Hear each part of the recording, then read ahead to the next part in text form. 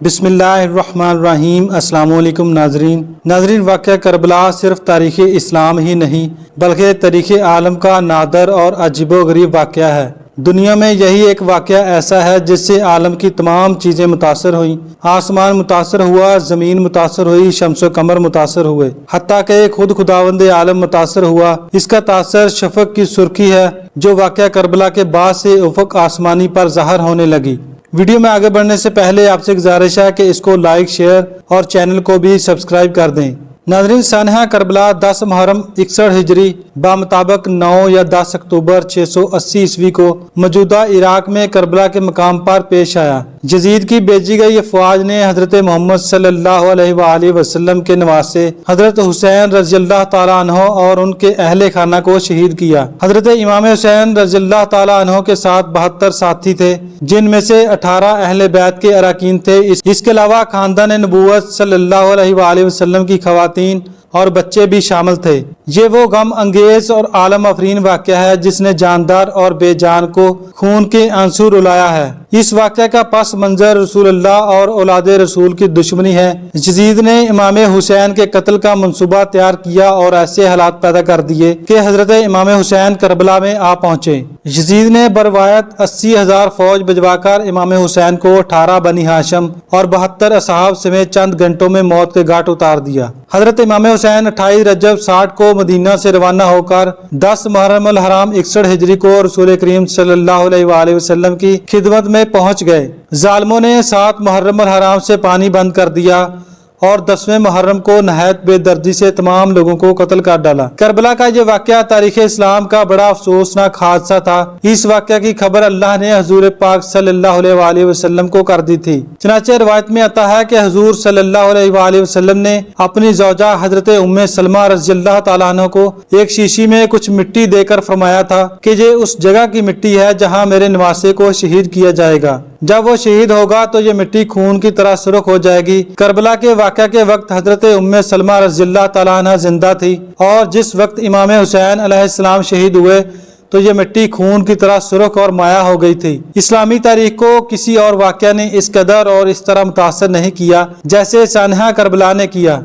آج 1400 سال گزر جانے کے باوجود بھی جس واقعہ کربلا کو سننے یا پڑھنے سے جگر پھٹ جاتا ہے، دل خون کے آنسو بہاتا ہے۔ آپ ذرا تصور کریں اس وقت امام پاک پر کیا گزری ہوگی جب ایک طرف 71 شہداء کے جنازے پڑے ہوئے تھے تو دوسری طرف میرے پاک نبی کے پاک گھرانے کی پاک بیبیوں کے رونے کی اور سسکیوں کی آوازیں سنائی دے رہی تھی، اور سامنے یزیدی امام حسین کو شہید کرنے کے لیے تیار کھڑے تھے۔ ناظرین، جنگ کربلا انسانی تاریخ کا ایک بہت اہم واقعہ ہے۔ یہ نہ صرف ایک جنگ ہے بلکہ زندگی کے تمام پہلوؤں کے لیے رہنمائی بھی ہے۔ اس جنگ کی بنیاد حضرت محمد مصطفیٰ صلی اللہ علیہ وآلہ وسلم کی وفات کے بعد رکھی گئی تھی۔ حضرت امام علی خلیفہ بن گئے، کچھ بد کردار لوگوں کو پسند نہیں آیا، اتنی لڑائیاں ہوئی، علی شہید ہو گئے۔ پھر حضرت امام حسن بن علی 6 ماہ خلیفہ رہے، وہ بھی ان کے بعد شہید ہو گئے۔ یزید اس وقت کا حکمران بد کردار اور ظالمانہ سمجھا جاتا ہے، اور اس نے اپنی حکمرانی میں غیر اسلامی کام کیا۔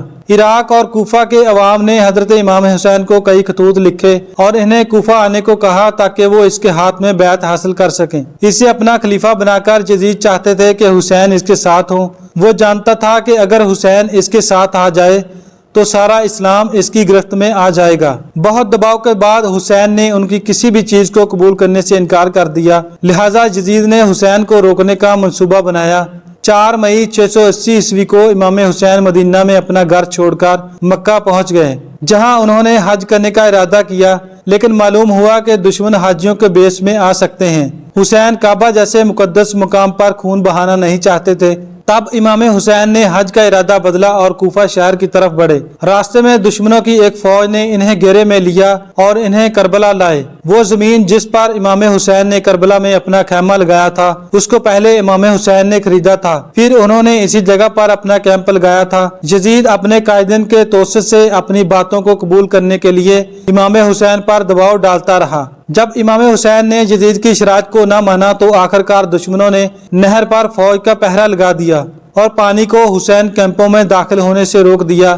یزید کی فوج کو دیکھ کر کوفہ عراق کے لوگ جنہوں نے اپنا رہبر بنانے کے لیے امام حسین کو بلایا تھا وہ بھی ان کے ساتھ شامل ہو گئے۔ 3 دن گزر جانے کے بعد جب امام کے گھر والے بچوں کو پیاس لگنے لگی تو حسین نے یزیدی فوج سے پانی طلب کیا۔ دشمن نے پانی دینے سے انکار کر دیا۔ دشمنوں نے سوچا کہ امام حسین پیاس سے ٹوٹ کر ہمارے حالات کو قبول کر لیں گے۔ جب 3 دن کی پیاس کے بعد حسین نے یزید کی بات نہیں مانی تو دشمنوں نے حسین کے کیمپوں پر حملہ کرنا شروع کر دیا۔ اس کے بعد امام حسین نے ایک رات دشمنوں سے مہلت طلب کی اور اس رات امام حسین اور ان کے اہل خانہ نے اللہ کی عبادت کی۔ صلح کی آخری گفتگو ناکام ہونے کے بعد امام حسین نے اپنے ساتھیوں سے فرمایا کہ جو جانا چاہتے ہیں انہیں میری طرف سے اجازت ہے۔ اس پر کچھ جانثار اور اعضاء باقی رہ گئے جنہوں نے آخری وقت تک ساتھ دینے کا عہد کیا۔ ان جانثاروں کی تعداد 72 تھی۔ امام حسین علیہ السلام نے اس مختصر ترین فوج کو منظم کیا۔ اس کے بعد فرمایا اے لوگو جلدی نہ کرو، پہلے میری بات سن لو، مجھ پر تمہیں سمجھانے کا جو حق ہے اسے پورا کر لینے دو اور میرے آنے کی وجہ بھی سن لو۔ اگر تم میرا عذر قبول کر لو گے اور مجھ سے انصاف کرو گے تو تم انتہائی خوش بخت انسان ہوں گے، لیکن اگر تم اس کے لیے تیار نہ ہوئے تو تمہاری مرضی، تم اور تمہارے شریک مل کر میرے خلاف زور لگا لو اور مجھ سے جو برتاؤ کرنا چاہتے ہو کر ڈالو۔ اللہ تعالیٰ میرا کارساز ہے اور وہی اپنے نیک بندوں کی مدد کرتا ہے۔ جو ہی آپ تقریر کے اس حصے پر پہنچے تو خیموں سے اہل بیت کی مستورات کی شدت رنج سے چیخیں نکل گئیں۔ آپ تھوڑی دیر کے لیے رک گئے اور اپنے بھائی عباس کو انہیں چپ کرانے کے لیے بھیجا۔ جب خاموشی طاری ہوئی تو آپ نے اپنی تقریر کو جاری رکھتے ہوئے فرمایا لوگو تم میرے حسب و نسب پر غور کرو اور دیکھو کہ میں کون ہوں، اپنے گریبانوں میں منہ ڈالو اور اپنے آپ کو ملامت کرو۔ تم خیال کرو کہ کیا تمہیں میرا قتل اور میری توہین زیب دیتی ہے؟ کیا میں تمہارے نبی کا نواسا اور ان کے چچیرے بھائی کا بیٹا نہیں ہوں جنہوں نے سب سے پہلے اللہ تعالیٰ کی آواز پر لبیک کہا اور اس کے رسول پر ایمان لائے؟ کیا سید الشہداء حضرت امیر حمزہ میرے والد کے چچا نہ تھے؟ کیا جعفر طیار میرے چچا نہ تھے؟ کیا تمہیں رسول اللہ کا وہ قول یاد نہیں جو انہوں نے میرے اور میرے بھائی کے بارے میں فرمایا تھا کہ دونوں جوانان جنت کے سردار ہوں گے؟ اگر میرا یہ بیان سچا ہے اور ضرور سچا ہے تو بتاؤ کہ تمہیں ننگی تلواروں سے میرا مقابلہ کرنا ہے، اور اگر تم مجھے جھوٹا سمجھتے ہو تو آج بھی تم میں سے وہ لوگ موجود ہیں جنہوں نے میرے متعلق رسول اللہ صلی اللہ علیہ وسلم کی حدیث سنی ہے، تم ان سے دریافت کر سکتے ہو۔ تم مجھے بتاؤ کہ کیا آپ کی اس حدیث کی موجودگی میں بھی تم میرا خون بہانے سے باز نہیں رہ سکتے؟ لیکن کوفیوں اور ان کے سرداروں پر کوئی اثر نہ ہوا اور بن یزید تمیمی پر آپ کی اس تقریر کا اثر ہوا، اور وہ یہ کہتے ہوئے کہ یہ جنت یا دوزخ کے انتخاب کا موقع ہے۔ میں نے جنت کا انتخاب کر لیا ہے، خواہ مجھے ٹکڑے ٹکڑے کر دیا جائے یا جلا دیا جائے۔ حضرت امام حسین علیہ السلام کے لشکر میں شامل ہوا۔ اس کے بعد شخصی مبارزات کے طریقہ سے جنگ کا آغاز ہوا جس میں اہل بیت اطہر کا پلہ باری رہا۔ یہ دیکھ کر ابن سعد نے عام حملہ کا حکم دیا۔ اراکین اہل بیت نے دشمنوں کی جلگاروں کا پوری قوت ایمانی سے ڈٹ کر مقابلہ کیا۔ فدائی ایک ایک کر کے کٹ مرے لیکن میدان جنگ سے منہ نہ پھیرا۔ دوپہر تک امام حسین کے بیشتر آدمی کام آ چکے تھے، چنانچہ اب باری باری میدان میں اترے اور شہید ہوئے۔ امام حسین تنہا میدان میں جمے ہوئے تھے۔ عراقیوں نے آپ کو ہر طرف سے نرگہ میں لے لیا مگر شہید کرنے کی کسی کو بھی جرت نہ ہو رہی تھی کیونکہ کوئی نہیں چاہتا تھا کہ یہ گناہ اس کے سر ہو۔ بالآخر شمر کے افسانے پر ذرہ بن شریک تمیمی نے یہ بدبختی مول لی اور ہاتھ اور گردن پر وار کیے۔ سنان بن انس نے تیر چلایا اور آپ گر گئے۔ اس کے بعد شمر نے ان کا سر پیچھے کی طرف سے کاٹ کر سر تن سے جدا کر دیا۔ 10 اکتوبر 680 عیسوی کو نماز فجر کے بعد سے ہونے والی اس لڑائی میں اسے لڑائی کہنا درست نہیں ہوگا کیونکہ ایک طرف لاکھوں کی فوج موجود تھی، دوسری طرف 72 جانثارے اور چند نفر کا کنبہ تھا۔ لیکن مورخ صرف جنگ لکھتے ہیں، ویسے امام حسین کے ساتھ صرف 75 یا 80 مرد تھے جن میں سے 6 ماہ سے 13 سال تک کے بچے بھی شامل تھے۔ اسلام کی بنیادوں کی حفاظت کے لیے کربلا میں 72 افراد شہید ہوئے جس میں دشمنوں نے 6 ماہ کے بچے علی اصغر کی گردن پر 3 جہتی تیر مارا۔ 13 سالہ حضرت قاسم گھوڑے سموکے سے پامال ہو گیا اور 7 برس اور 8 برس کے بچے اون و محمد سر پر تلوار کی ضرب سے شہید ہوئے۔ ابن زیاد کے حکم کے مطابق آپ کا سر بریدہ جسم گھوڑوں کی ٹاپوں سے رندوا دیا گیا۔ बाद में तमाम शोधा अहले बैत के सर नेज़ों की नोक पर रखकर पहले इब्ने ज़ियाद के दरबार में ले जाए गए और बाद में दमिश्क में यजीद के दरबार में ले जाए गए। यजीद ने इमाम हुसैन के सर को अपने सामने तिश्त पर रखकर उनके दंदाने मुबारक को छड़ी से छेड़ते हुए अपने कुछ अशार पढ़े। उसके शेर को सुनकर और यजीद का फखरी अंदाज देखकर दरबार में मौजूद एक यहूदी सफीर ने कहा कि मैं हजरत मूसा अलैहिस्सलाम की औलाद से हूँ, मेरे और उनके दरमियान में 70 पुश्तें गुजर चुकी हैं, मगर इसके बावजूद यहूदी मेरी बेहद इज्जत व तकरीम करते हैं। और एक तुम हो कि तुमने अपने नबी के नवासे को शहीद कर दिया है और अब इस पर फख्र भी कर रहे हो। ये तुम्हारे लिए डूब मरने का मकाम है। लोग कहते हैं इमाम शहीद हैं, उनके लिए रोया न करो। अरे दोस्तों, करबला का वाकया देखकर तो पूरी कायनात रो पड़ी थी। अल-बदाया व नहाया में हाफिज इब्ने कसीर लिखते हैं, जब इमाम पाक शहीद हुए तो असर का वक़्त था, लेकिन जैसे इमाम हुसैन शहीद हुए आसमान सुर्ख हो गया, सूरज छुप गया, दिन को तारे नजर आने लगे। यूं समझो कि सूरज ने शर्मिंदगी में अपना मुंह छुपा लिया। आज किस्सा मुख्तसर करते हुए आपको सुनाता चलूं कि मेरे इमाम हुसैन अलैहिस्सलाम को शिमर मलऊन ने सजदे की हालत में शहीद कर दिया और आपका सर मुबारक नेज़े पर चढ़ाकर और आले रसूल की पाक बीबियों को कैद करके यजीद के पास ले गए। वहां भी आले रसूल से जुल्म होते रहे।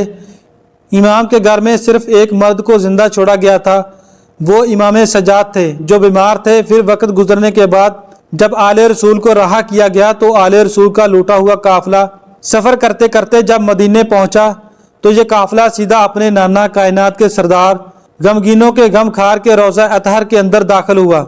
फिर तारीख सिर्फ इतना लिखती है कि मजलूमान करबला ने रोज़ा रसूल का दरवाज़ा अंदर से बंद कर दिया और 3 दिन 3 रातों तक आले रसूल की बेटियों और इमाम सज्जाद अलैहिस्सलाम की सिसकियों की आवाज़ें आती रहीं। इस वक्त रोज़ा रसूल का क्या माहौल होगा जब सारी ज़िंदगी उम्मत के लिए रोने वाले महबूब की बेटियां आज इमाम हुसैन से लेकर इमाम असगर तक अपना सारा घराना शहीद होते देखकर अपने प्यारे नाना को अपना दुखड़ा सुना रही थीं। लोग कहते हैं गमे हुसैन में आंसू मत बहाओ। मैं तो कहता हूँ अगर हम गमे हुसैन में खून के आंसू भी बहाएं तब भी हम इमाम पाक का हक अदा नहीं कर सकते। जिस इमाम ने मदीना जैसा शहर छोड़कर करबला में अपना पूरा खानदान इस्लाम की खातिर लुटाया। हदीस पाक का मुताला करने से मालूम होता है कि अभी करबला का वाक़या पेश नहीं आया था। सिर्फ ये बात सुनकर इमाम हुसैन को करबला में शहीद किया जाएगा। कायनात की 3 अजीम तरीन हस्तियाँ गमे हुसैन में आबदिदा हो गई थी। हमारे प्यारे आका सैयदा बीबी फातिमा सलामुल्लाह अलैहा और हज़रत मौला अलैहिस्सलाम। ज़मीन रोती है, आसमान रोता है, हुसैन तेरे गम में हर इंसान रोता है। जिस जगह तेरे पाक लहू के कतरे थे गिरे, आज भी वो करबला का मैदान रोता है। सुन्नी मौरखीन का इत्तेफाक है कि इमाम हुसैन और आपके असहाब को 11 मुहर्रम सन 61 हिजरी के दिन सुपुर्दे खाक किया गया। अल्लाह ताला हम सबको अहले बैत की सच्ची सुच्ची मोहब्बत अता फरमाए। नाज़रीन, अगर आप लोगों को वीडियो पसंद आई तो इसको लाइक, शेयर और चैनल को भी सब्सक्राइब कर दें। Thanks for watching. अल्लाह हाफिज़।